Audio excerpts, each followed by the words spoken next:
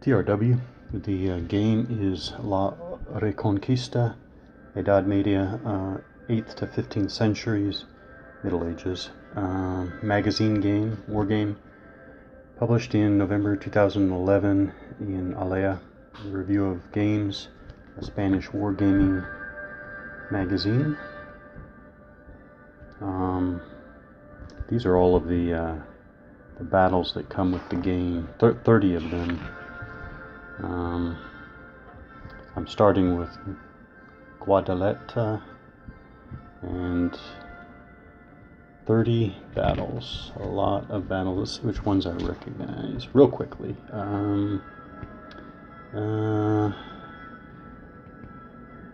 Not many of them, that's the point. I don't recognize many at all.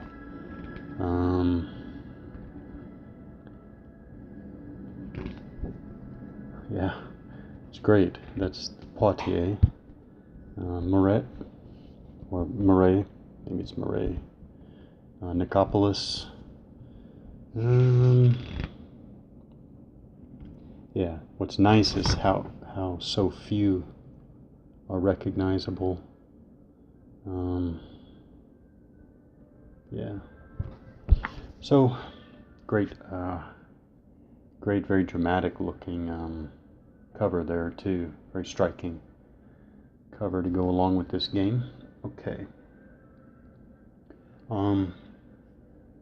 I almost abandoned this game after the last play session, and I would like to mention that, but I am back and I'm going to go through another session. I guess I'll explain why that. So first of all, I was really close to abandoning this, and it's not the language and translation difficulties. It's not the components. It's not the scenario. But the reason why I was thinking of abandoning it is going through a whole first turn and looking at as many of the mechanics as I could in one full turn. There's a lot of abstraction. There's a lot of, even worse than abstraction, there's a lot of design for effect here. Not a fan of that anymore. Just not a fan. Yeah, that's not a draw. As a matter of fact, too much design for effect can be a distraction for me. But despite the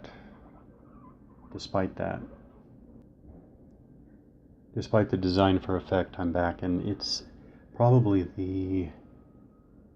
basically after the play of the game and after realizing the thing with the design for effect, then I looked more into the history, more into the battles, more into the unit types. There's a great article in here, although I can only, can't really read it per se, but this is great. 8 centuries in 100 battles. This is pretty, this is great stuff here. So looking through all of this and then going and looking at some of these battles in more detail, the idea that this system here, this little system, can handle these 30 battles, most of which I know, are completely unknown to me, is just has a draw all to itself. Okay, so the rules. I'm not normally gonna, I wouldn't normally be thinking about doing this, but I think that under these circumstances, I actually am going to do a bit of a rules overview. Yeah, because a lot of this comes down to me understanding this very poor English translation of the rules.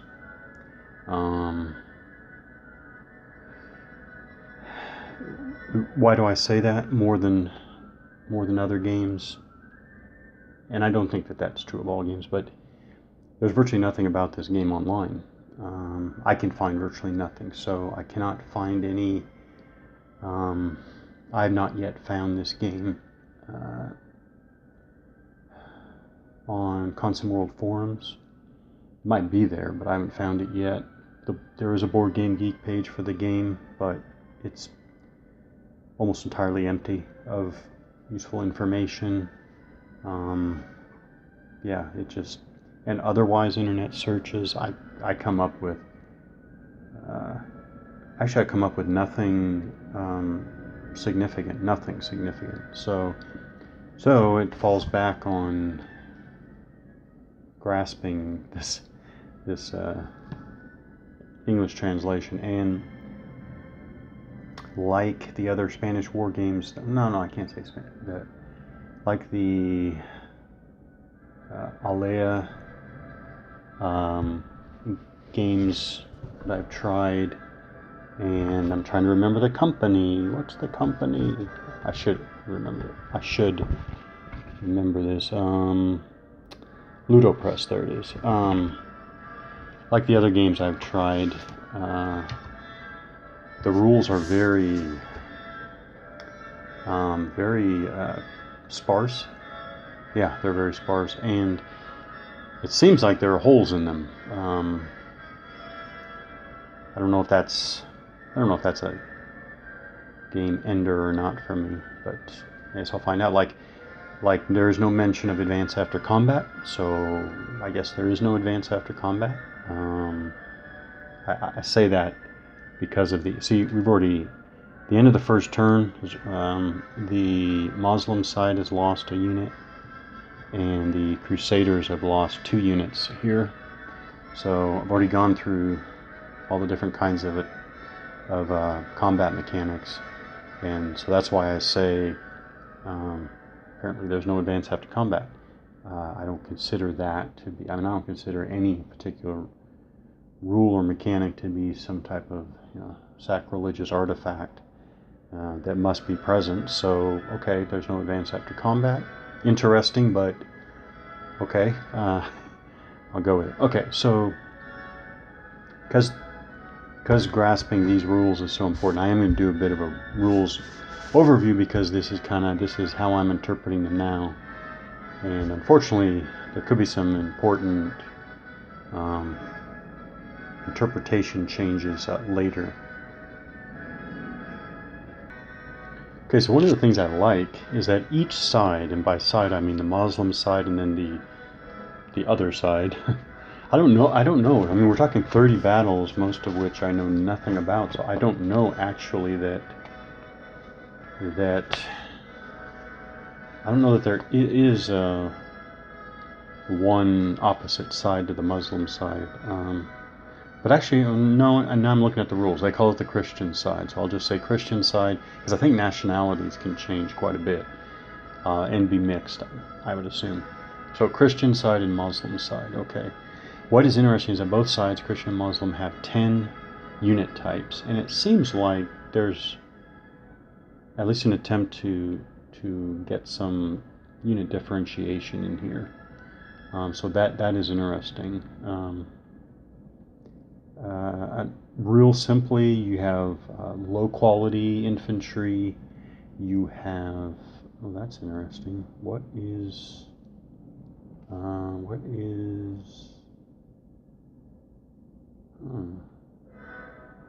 are Almogavars? Almogavars are, that doesn't help. What are they, medium infantry, I guess? Then we have then you have your local villager units. You have heavy infantry. You have crossbowmen. You have what do you want to call those? Mercenaries and mercenaries / bodyguard gentry units. I'm not sure what's meant there, but mercenaries are professional soldiers, I guess, is a better way. Mesnada Real. All right, then you have, and the other thing I was going to say is, of the 10 types of units on each side, really only one am I familiar with before jumping into this game, and well, I guess I can throw in the night orders. I guess not including those. I was familiar with the Yine or Riders, the Christian poorly armed and protected skirmishing cavalry, but the way they're defined here, I have to point out in passing. I'm not going to chase this down, but the description here does not directly correspond to what I found in my research a while back. So was the name kept over the course of a few centuries and the actual type of unit changed, or does the difference come from different interpretations of historical records? Not sure about that. We have mounted crossbowmen, we have medium cavalry, and then of course we have the heavy cavalry or the knights. And then that's all on the Christian side. The Muslim side, you have the peasant units, you have the medium infantry, you have the Raksala,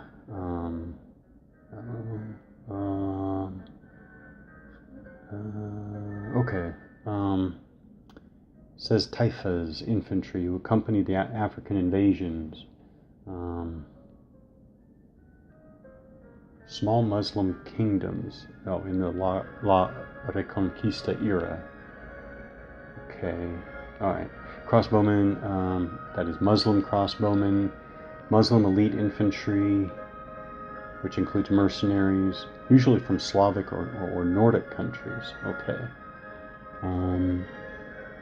Where are they? Well, there they are. Okay, so they correspond to the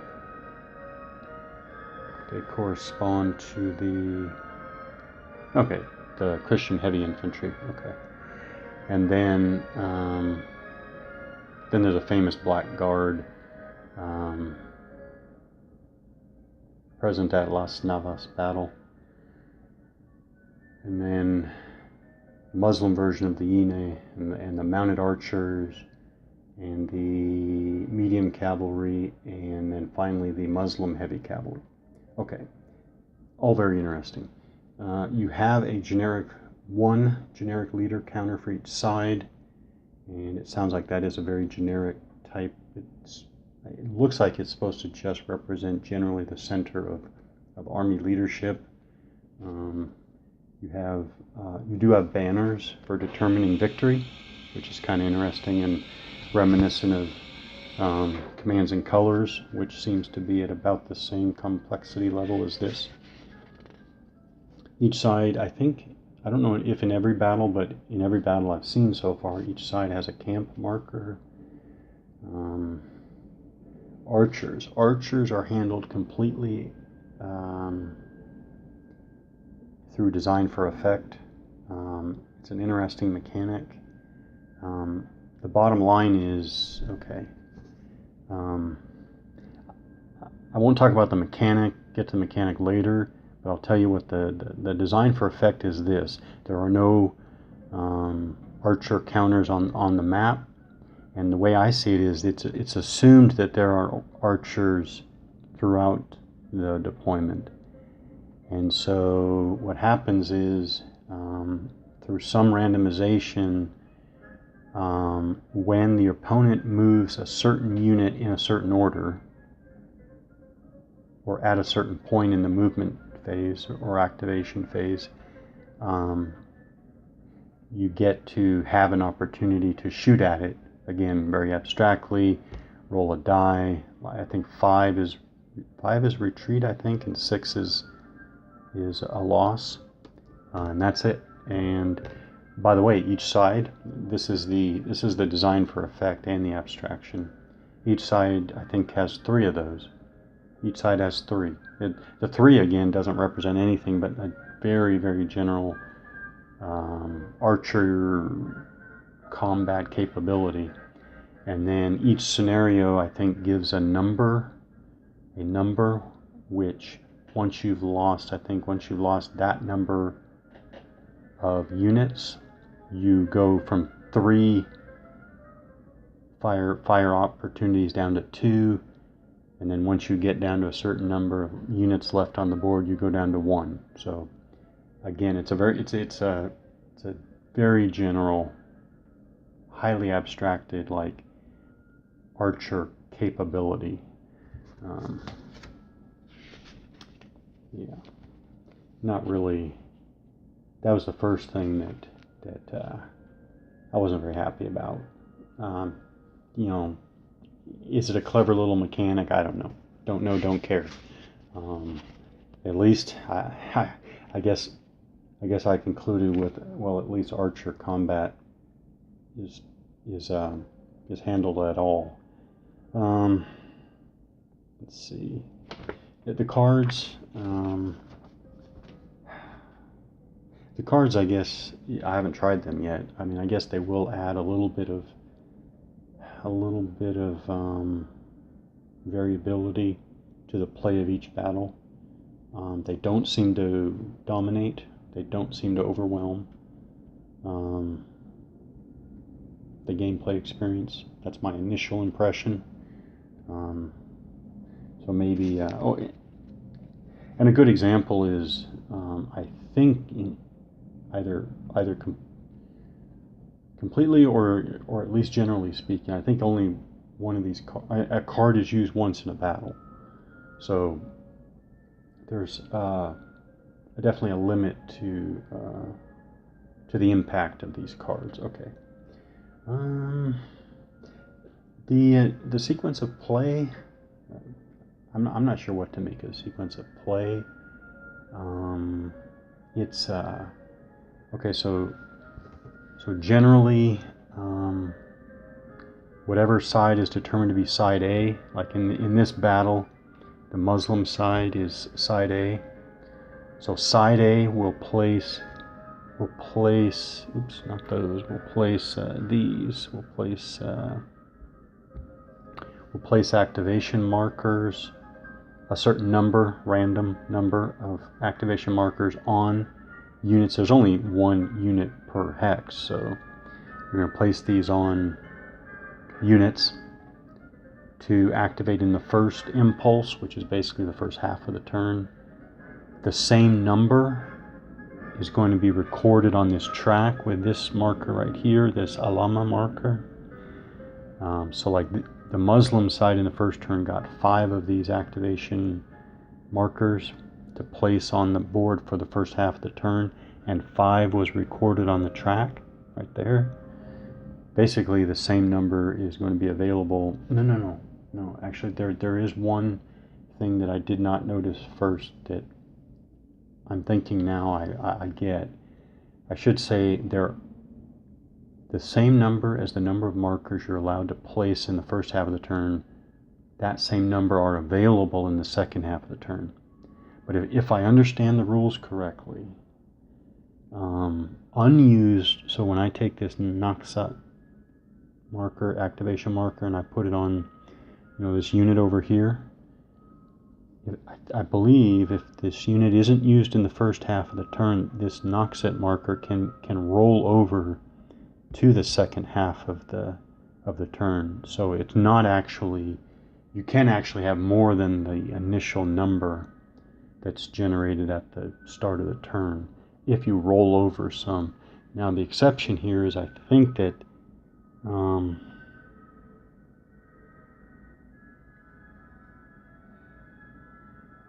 yeah, that's interesting. I just saw each unit can be activated in each impulse.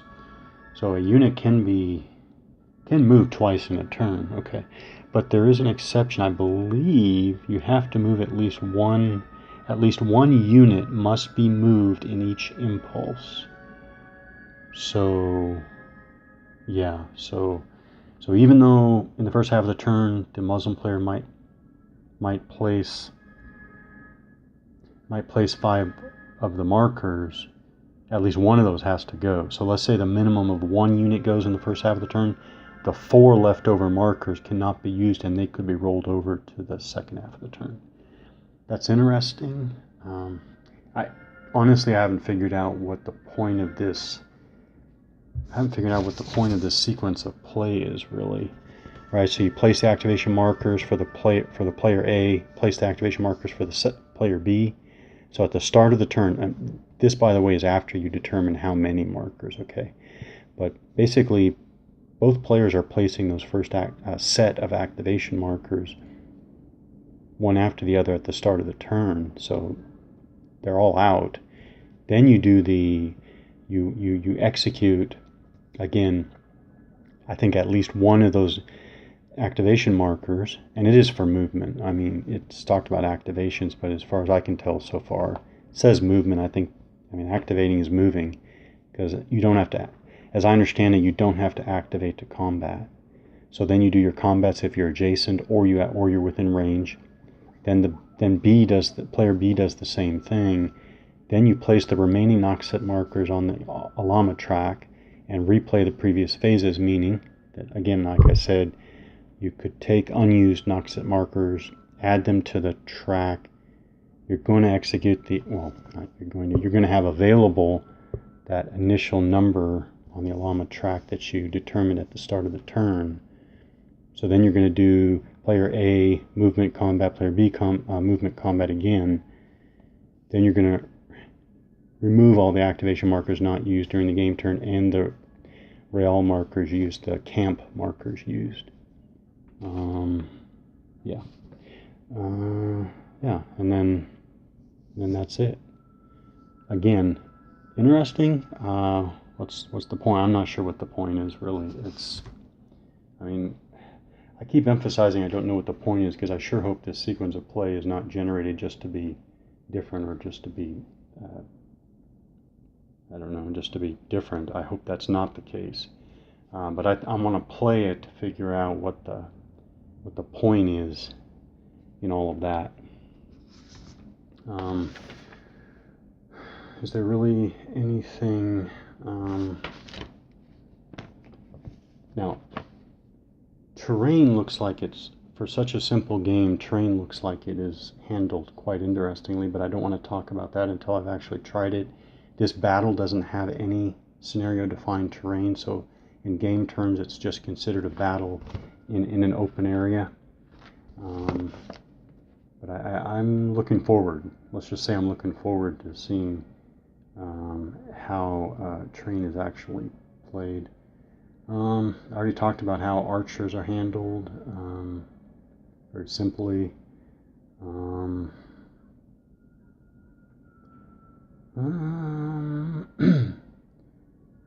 Is it okay? Target unit.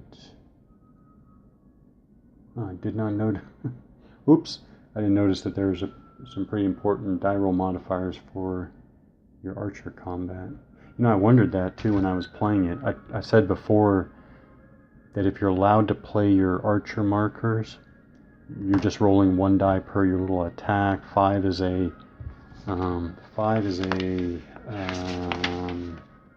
retreat, and 6 is a loss. And I was wondering why, because I think I had firing against one of these little skirmish units. No, I think I had firing against a mounted unit. And then I was thinking, well, why isn't there a die roll modifier? I mean, certainly there's got to be a difference between firing at a skirmish unit versus a formed infantry unit versus a formed mounted unit. Well, actually there are. Okay.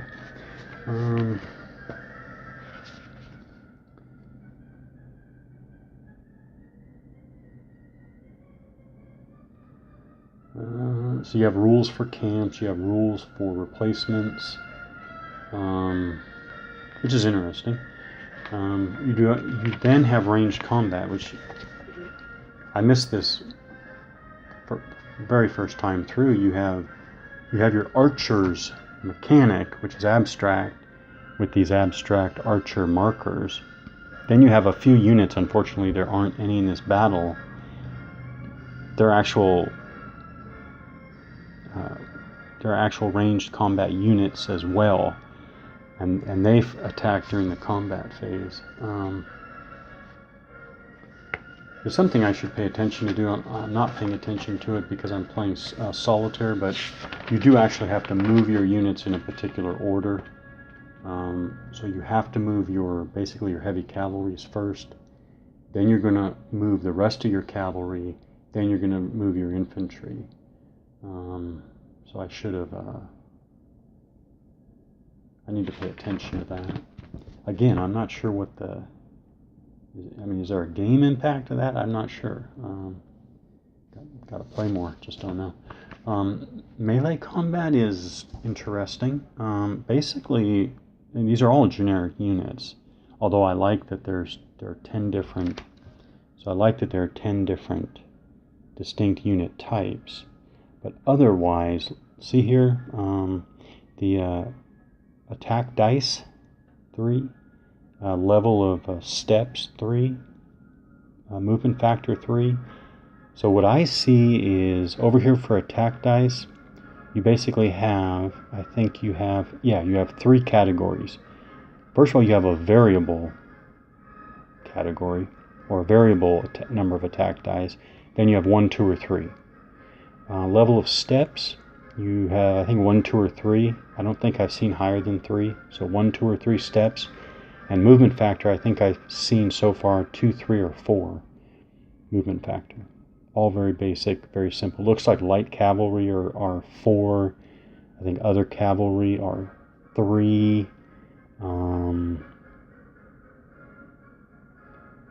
Infantry are 2. Yeah, 2, 3, 4. Okay, and then level of steps 1, 2, 3. But the attack dice. So this. Infantry here, this heavy cavalry, Muslim heavy cavalry, has 3 attack dice. The top left. That's the number. So that's the number of dice that unit is going to roll in the attack. You are summing them, but if a unit has 2, like this one has 2. Attack dice, rolls 2 attack dice. This unit up here rolls 1. And so each category, 1, 2, or 3, has its own basically like a table. And it's really simple. 1 die, 5, you get a retreat. 6, you get a step loss. With 2 dice, you roll an 8, you get a retreat. You roll a 9 or 10, you get that, which is I think that's a rally result. And 11 or more, you get the loss. And then similarly for 3 dice. I have not figured out at all what the point of that is. I haven't figured out what the point of that is. And then you have your die roll modifiers. And I'll say so far, I'm only seeing die roll modifiers. I haven't found yet a situation where you're like adding or subtracting dice. So you're always rolling 1 die, 2 dice sum, 3 dice sum, and altering that total for basic die roll modifiers. And then again, you're looking for your basic high rolls for results. Again, I don't know why. I don't know why it's done that way, but that's the way it's done. All right. They have charging. I actually find the way they do victory conditions fairly interesting with the banners there, but this is that's basically it, by the way. But actually, that for me was a very good summary in my own mind. I know the game is not supposed to be so. So what can I say at this point? I know the game is not supposed to be complex. It is a simple system game using generic units, generic battlefields, generic terrain to represent 30 different battles from, the 8th to the 15th centuries, covering a lot of different types of armies and nationalities, etc. So I know it's not supposed to be complex, but it still does have a few non-traditional mechanics and approaches. And so understanding those mechanics from the English translation here is the challenge. Yeah, and then so just one more point. First of all, I think this is a horribly overrated statement phrase, but I'll use it here. This does have a very strong miniatures feel to it, and that's a good thing. I should point out, having said that the rules actually come with where is it? Yeah, the rules actually come with a short section at the end about adapting the rules to miniatures. So clearly, the design connection between what they came up with here and tabletop miniatures is pretty close. It's obviously a close connection, and I think it comes through, and that's a good thing. It's not a bad thing, anyways. I know I like it. I like to be able to track it as in my mind, anyways, as a miniatures game.